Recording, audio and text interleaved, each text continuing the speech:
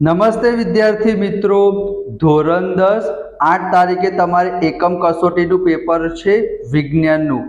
August 2024 તમારે ગુજરાતી અને વિજ્ઞાનની એકમ કસોટીનું પેપર છે। ગુજરાતીનો ઓલરેડી વિડીયો આપણે અપલોડ કરી દીધો છે। મોસ્ટ ઇમ્પોર્ટન્ટ પ્રશ્નનો 25 માર્ક્સનું તમારું પેપર હશે। તમને ખબર જ છે વિદ્યાર્થી મિત્રો, આ બીજી એકમ કસોટી છે। પ્રથમ પરીક્ષા, દ્વિતીય પરીક્ષા, વાર્ષિક પરીક્ષા અને બોર્ડમાં અને પ્રી બોર્ડમાં બધા જ મોસ્ટ ઇમ્પોર્ટન્ટ પ્રશ્નો હું તમારી સાથે શેર કરીશ। વિદ્યાર્થી મિત્રો, આ ચેનલ તમારા માટે ખૂબ જ જરૂરી છે, તો ફટાફટ વિદ્યાર્થી મિત્રો વિડીયોને લાઈક કરી દો અને ચેનલને સબસ્ક્રાઇબ જરૂર કરો। વિદ્યાર્થી મિત્રો, તમને ખબર જ છે કે તમારે 2 ચેપ્ટર પૂછાશે।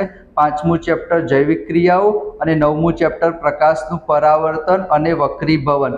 વિકલ્પો, ખાલી જગ્યા, ખરા ખોટા, 2 માર્ક્સના, 3 માર્ક્સના સવિસ્તાર બધા જ મોસ્ટ ઇમ્પોર્ટન્ટ પ્રશ્નો હું તમારી સાથે શેર કરીશ અને એનામાંથી જ પૂછાશે વિદ્યાર્થી મિત્રો।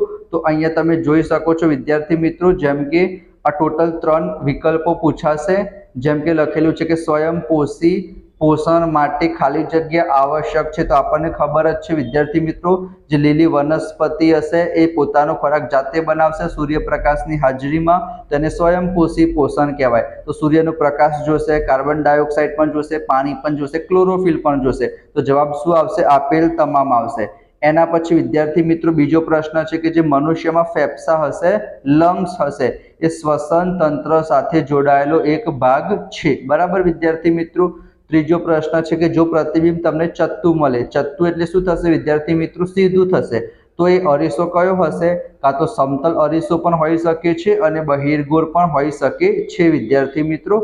એના પછી જો આપણે ટ્રુ ફોલ્સની વાત કરીએ તો અહીંયા તમે જોઈ શકો છો કે જે તમારું માંસાહારી પ્રાણીઓ હશે એનું નાનું આંતરડું ટૂંકું હશે, કારણ કે એ લોકો વિદ્યાર્થી મિત્રો તમને ખબર હશે કે જે શાકાહારી પ્રાણીઓ હોય એ લોકો સેલ્યુલોઝ એની કોષ દિવાલ બનેલી હોય, બરાબર। એટલે જે લોકો ઘાસ ખાશે એ બધી વસ્તુ ખાશે તો એનું પાચન જલ્દી ના થાય, એના માટે નાનું આંતરડું કેવું હશે? લાંબુ હશે શાકાહારી પ્રાણીઓમાં। પણ જે માંસાહારી પ્રાણીઓ હશે એ લોકો માંસ ને એ બધી વસ્તુ ખાતા હશે, તો એમાં નાનું આંતરડું કેવું હશે? ટૂંકું હશે। તો એ વિધાન એકદમ સાચું છે। ઉભયજીવી પ્રાણીઓ કોને કહેવાય?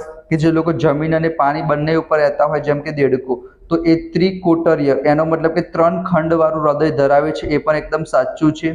6થા નંબરનું ખોટું છે, તમે જોઈ શકો છો।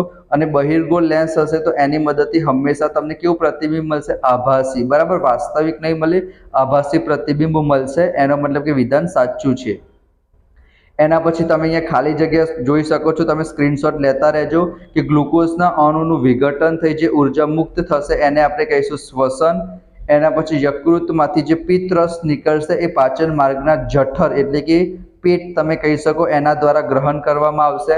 સમતલ અરીસો હશે તો મોટવણી -v/u એનું મૂલ્ય હંમેશા 1 હશે, +1 પણ તમે લખી શકો। આભાસી પ્રતિબિંબ ઉપર જ જોઈ બહિર્ગોળ અરીસા વડે મળશે। પાચન માર્ગમાં ખોરાક સાથે ભળતો પ્રથમ ઉત્સેચક કયો છે? એમાઇલેસ છે વિદ્યાર્થી મિત્રો, જે તમને ખબર જ હશે। પાચન તંત્ર, આ ચેપ્ટરમાંથી તમે પાચન તંત્ર, શ્વસન તંત્ર, ઉત્સર્જન તંત્ર, મૂત્રપિંડ નલિકા, એના પછી હૃદય વિશે, હૃદયમાં રુધિરનું બેવડું પરિવહન, અમીબામાં પોષણ, પોષણના પ્રકાર, બરાબર, આ બધા મોસ્ટ ઇમ્પોર્ટન્ટ પ્રશ્ન છે, આનામાંથી 100% પૂછાશે। પાવર ધન હોય તો એ બહિર્ગોળ લેન્સ હશે અને પાવર જો ઋણ હોય તો અંતર્ગોળ લેન્સ હશે।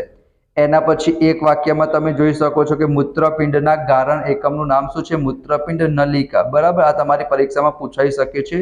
સાઇડ મિરર, અંતર્ગોળ અરીસો, બહિર્ગોળ અરીસાના ઉપયોગો તમે કરી દેજો, તો સાઇડ મિરર તરીકે બહિર્ગોળ અરીસાનો ઉપયોગ થશે। એના પછી જે નીચેના 5 તમને દેખાય છે એ 2-2 માર્ક્સના પ્રશ્ન છે, એક તફાવત મને લાગે છે 100% પૂછાશે। એ પછી રુધિર અને લસિકાનો હોય, ધમની કે શીરાનો હોય, જલવાહક અન્વાહકનો હોય, સ્વયંપોષી વિષમપોષીનો હોય, કોઈ એક તફાવત તમારી પરીક્ષામાં પૂછાશે। અંતર્ગોળ લેન્સ, બહિર્ગોળ લેન્સનો તફાવત તમારી પરીક્ષામાં પૂછાઈ જાય, બરાબર। ચરબીનું પાચન કેવી રીતે થાય છે એ આઈ થિંક એટલો બધો ઇમ્પોર્ટન્ટ નથી પ્રશ્ન। ચલો, એના પછી વિકલ્પ તમે જોઈ શકો છો કે પ્રકાશનું પરાવર્તન એટલે શું? એના 2 નિયમો છે કે આપાત કોણ અને પરાવર્તન કોણ સમાન હશે, અને બીજો નિયમ શું છે કે આપાત કિરણ, પરાવર્તિત કિરણ અને આપાત બિંદુએ સપાટીને દોરેલો લંબ, આ 3 વસ્તુ એક જ સમતલમાં હશે।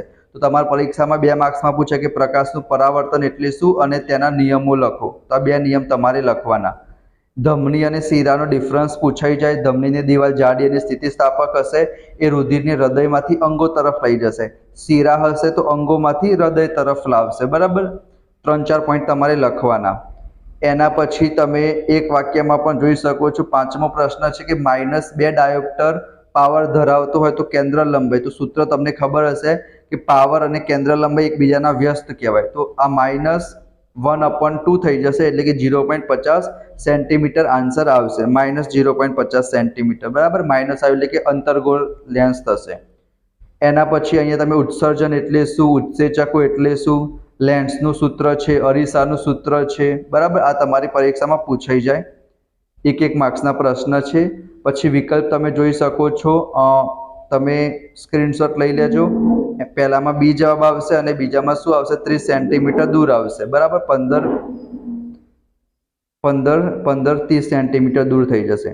એના પછી એક આ ક્વેશ્ચન તમારી પરીક્ષામાં 100% પૂછાશે કે તમારે વસ્તુને આ જગ્યાએ મૂકીશું તો એનું પ્રતિબિંબનું સ્થાન શું આવશે, પ્રતિબિંબનો પ્રકાર શું આવશે, અથવા કિરણાકૃતિ પણ તમારી પરીક્ષામાં પૂછાઈ જાય.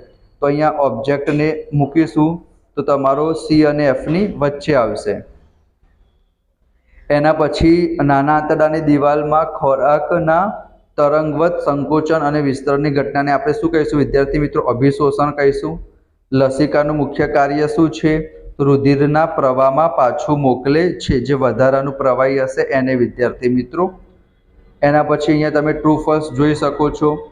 પહેલા 2 સાચા આવશે અને 8મું 9મું શું આવશે, ખોટું આવશે. એના પછી પ્રકાશ ઉર્જાનું રાસાયણિક ઉર્જામાં રૂપાંતરણ થાય અને પ્રકાશ સંશ્લેષણ કહીશું. હૃદયમાં જે રુધિર પાછું એ જ માર્ગે પાછું ના જતું રહે એને આપણે વાલ્વ કાર્ય કરશે. એના માટે સ્ટાર્ચની હાજરી જાણવા માટે આયોડિનના દ્રાવણનો ઉપયોગ થશે. ચૂનાનું તાજું પાણી દૂધ્યું કોની મદદથી બનશે, તો કાર્બન ડાયોક્સાઇડ વાયુની મદદથી. એના પછી શ્વસન કોને કહેવાય, એના 2 પ્રકાર છે. ઓક્સિજનની હાજરી હોય તો જારક કહેવાય, ઓક્સિજનની ગેરહાજરી હોય તો અજારક શ્વસન કહેવાય. મનુષ્યમાં સરેરાશ શ્વાસ દર હશે 12 થી 16 પ્રતિ મિનિટ. અંતર્ગોળ અરીસાની કેન્દ્ર લંબાઈ ઋણ હશે, બહિર્ગોળ અરીસાની ધન હશે.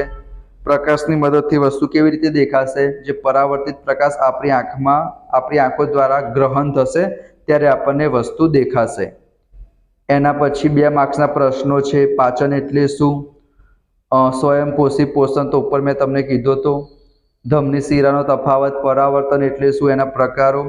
ગોલીય અરીસાના પ્રકારો તો અંતર્ગોળ હોય છે, બહિર્ગોળ હોય છે. અંદરની સપાટી ચરકાટ ધરાવતી હોય અંતર્ગોળ, બહારની સપાટી ચરકાટ ધરાવતી હોય બહિર્ગોળ. પછી એમ્બ્યુલન્સ વાળું ક્વેશ્ચન. આ બધા ક્વેશ્ચન તમે ખાલી મોસ્ટ ઇમ્પોર્ટન્ટ છે, તમારી પરીક્ષામાં પૂછાઈ શકે છે. બરાબર, તમારા સ્કૂલના જે સર હશે એના ઉપર ડિપેન્ડ કરે છે કે કયા પ્રશ્ન સિલેક્ટ કરવા. તો આ બધા મોસ્ટ ઇમ્પોર્ટન્ટ છે. ડાયજેસ્ટમાં તમને બહુ ઇઝીલી આન્સર મળી રહેશે. હૃદયવાળો ક્વેશ્ચન ઇમ્પોર્ટન્ટ છે, ઓલરેડી મેં તમને કીધો છે.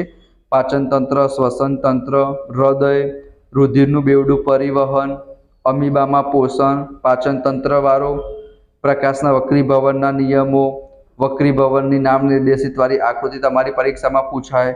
અંતર્ગોળ લેન્સ, બહિર્ગોળ લેન્સ, આ જગ્યાએ વસ્તુ મૂકીશું તો એક તો એ 100% પૂછાશે તમારી પરીક્ષામાં.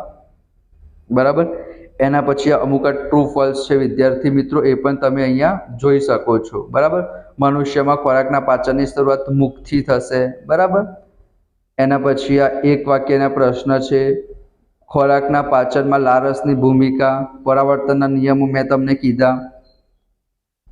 એના પછી ઉત્સર્જન તંત્રની આકૃતિ છે. રુધિરનું બેવડું પરિવહન મેં તમને કીધું. ગોલીય અરીસા વડે થતા પરાવર્તન માટે સંજ્ઞા પદ્ધતિ વર્ણવો. તો તમે સ્ક્રીનશોટ લઈ લેજો વિદ્યાર્થી મિત્રો. ગુજરાતીનો આપણે ઓલરેડી વિડીયો અપલોડ કરી દીધો છે, એ પણ તમે જોઈ લેજો. અને કંઈ પણ ડાઉટ હોય તો કમેન્ટ બોક્સમાં મને જણાવો. બીજા બધા વિડીયો પણ આવશે બોર્ડ માટેના, પ્રથમ પરીક્ષા માટેના, એનામાંથી જ પૂછાશે વિદ્યાર્થી મિત્રો. તો આ ચેનલ તમારા માટે ખૂબ જ જરૂરી છે. આપણે ટૂંક સમયમાં લાઈવ લેક્ચર પણ સ્ટાર્ટ કરીશું. તો ફટાફટ વિડીયોને લાઇક કરી દો, ચેનલને સબસ્ક્રાઈબ કરી દો, દોસ્તો સાથે શેર કરો. મળીશું નેક્સ્ટ વિડીયોમાં. ત્યાં સુધી જય Shri Krishna, Radhe Krishna. Thank you so much.